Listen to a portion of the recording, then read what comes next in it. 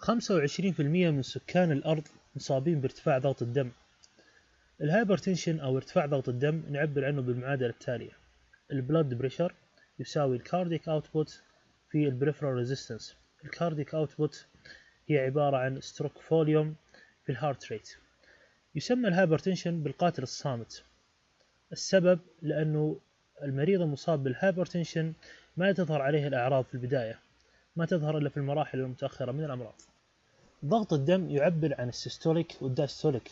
السيستوليك هو عبارة عن ضغط الدم أثناء انقباض عضلة القلب، أما الدايستوليك يمثل ضغط الدم أثناء ارتخاء عضلة القلب. ضغط الدم الطبيعي يكون من 90 إلى 120 في السيستوليك ومن 60 إلى 80 في الدايستوليك.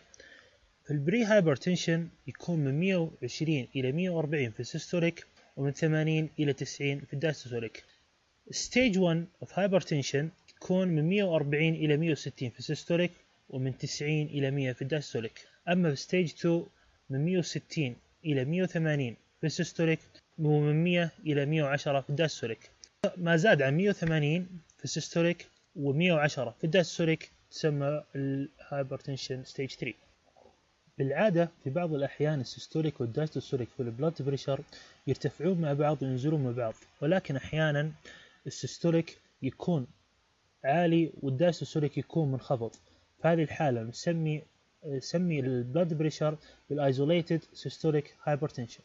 والعكس يكون صحيح، في بعض الأحيان يكون الدايستوليك مرتفع والسيستوليك يكون في النورمال. في هذه الحالة أيضا نسميها isolated diastolic hypertension. الريسك فاكتور اوف هايبوتنشن مرة متعددة وكثيرة.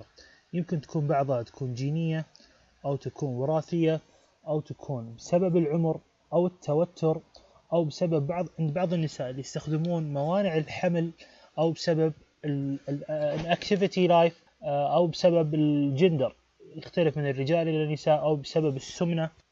الباثوجينيسيس اوف هايبرتنشن تكون في العادة بسبب واحد من ثلاث أسباب التالية: واحد بسبب الديفكت in sodium excretion، اثنين بسبب الانكريز في sympathetic and vasoconstriction response، ثلاثة بسبب الرير جين disorder can cause hypertension by increasing في renal sodium resorption، مثال عليها Little syndrome. المورفولوجي of hypertension يمكنها تكون على large blood vessels مثل في حالة الأثيروسكليروسيس، أو يكون في small blood vessels ويسبب الارتيروسكليروسيس. الهايبرتنشن نقدر نقسمه على حسب مصدر الهايبرتنشن and الكلينيكال فيتشرز. بالنسبة للاتولوجي نقسم الهايبرتنشن إلى قسمين: البرايمري and السكندري. في البرايمري يكون الهايبرتنشن إيديوباثيك مجهول المصدر، ويكون بالعادة يزداد مع الوقت أو مع السمنة أو مع العمر.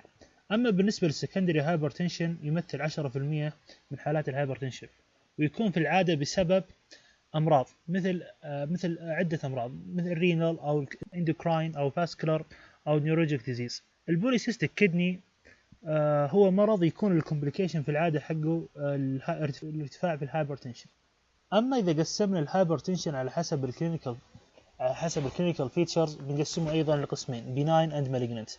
البناين يكون نتيجة تراكمية، يكون بالعادة في المرحلة الأولى والمرحلة الثانية. المالجنانت يكون في الحالات الامرجنسي ستيج 3، ويكون ناتج عن increase في الانتركراينال بريشر أو بسبب الأورجان دامج. المضاعفات اللي يمكن يسببها الهايبرتنشن لأعضاء الجسم مثال القلب والعين والكلية والدماغ أحيانا. بالنسبة للقلب left ventricular hypertrophy والcoronary heart disease والheart failure والأثيروسكليروسيس. أما بالنسبة للعين hypertensive retinopathy and thickening and narrowing blood vessels.